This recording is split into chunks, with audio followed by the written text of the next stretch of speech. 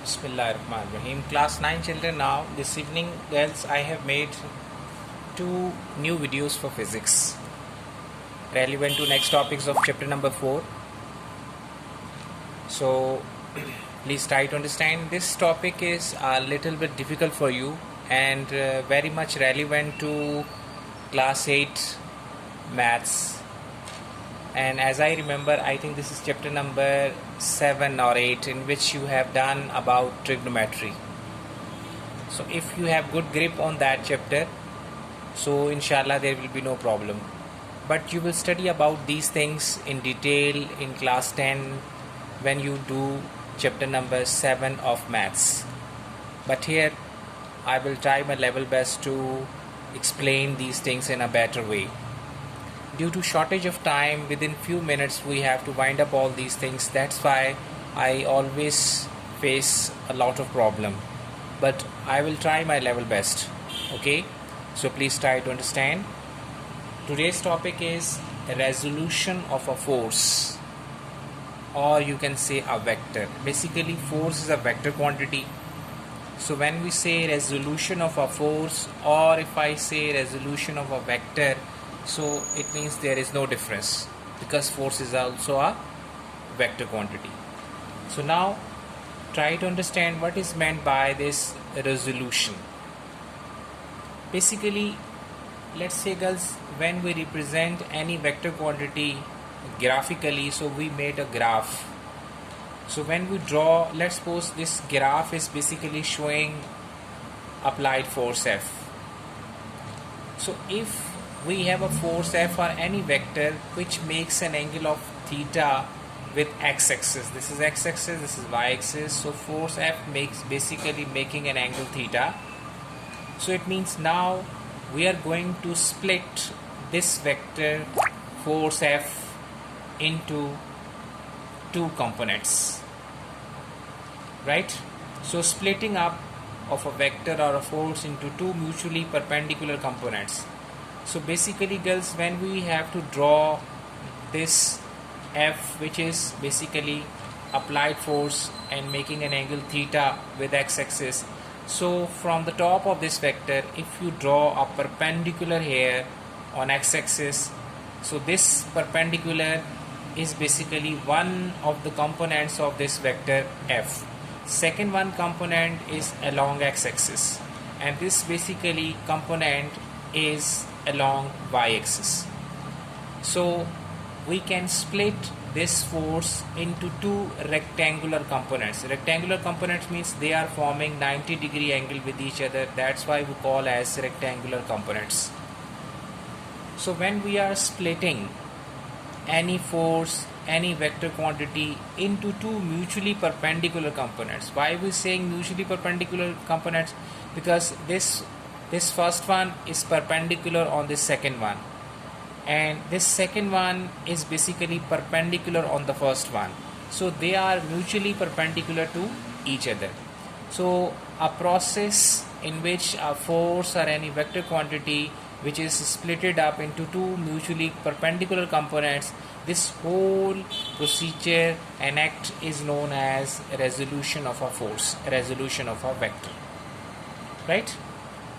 Now girls, since we have written here, consider a force F, this is force F represented by OA, making an angle theta with x-axis. Yes, we have discussed. Draw AB as a perpendicular on x-axis. This AB is basically drawn perpendicular on this x-axis. So we can say this OA is basically addition of OB plus BA or AB. So the sum of these two is this one. This is basically according to head to tail rule. So suppose we have this one vector, we are putting the tail of second vector on the head of this vector, and then for getting their respective addition, we are joining the tail of the first vector to the head of the last vector.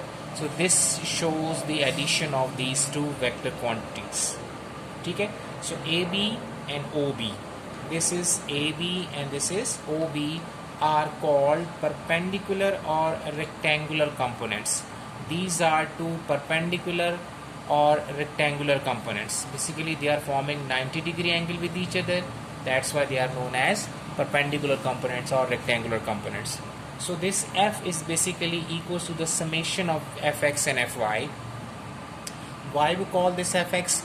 This is basically one component of this force F acting along x-axis. That's why it is denoted by Fx.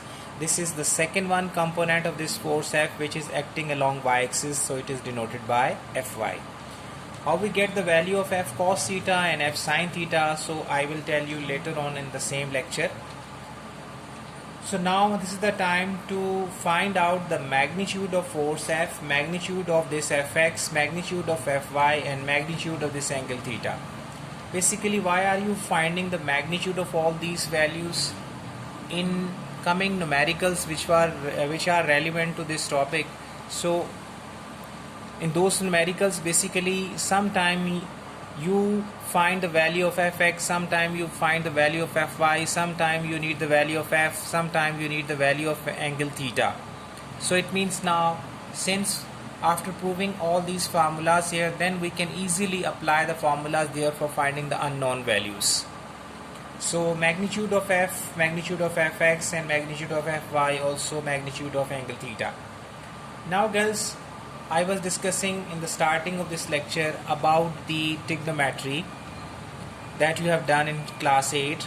So if you have any triangle in which angle is 90 degree, which is known as a right angle triangle, so whenever you find the sine of this angle, sine is basically the ratio between perpendicular and hypotenuse. In a right angle triangle, side opposite to 90 degree is known as hypotenuse. The rest one you can take any value as perpendicular, any value as horizontal, any value as base.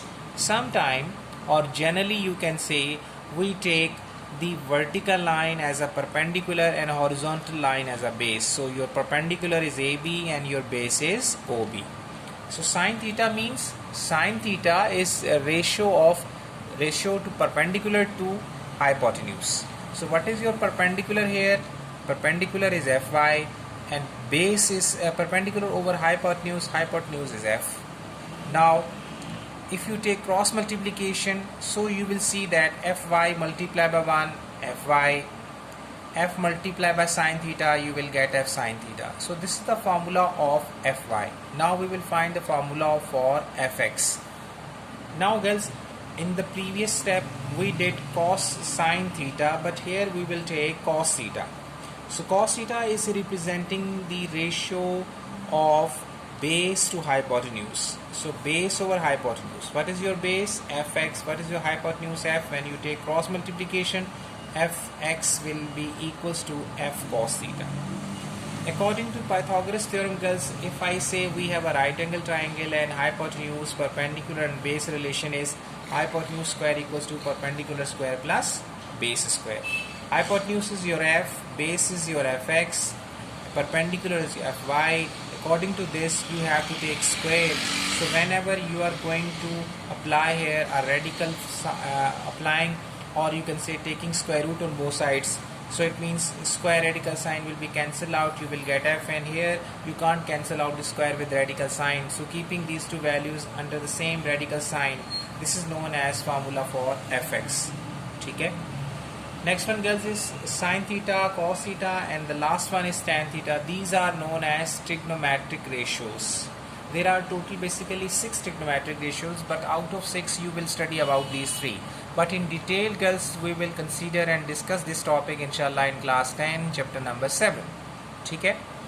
And here tan theta is basically the ratio between perpendicular and base. Sine theta is the ratio between perpendicular to hypotenuse, cos theta is perpendicular to base, and this tan theta is perpendicular over base.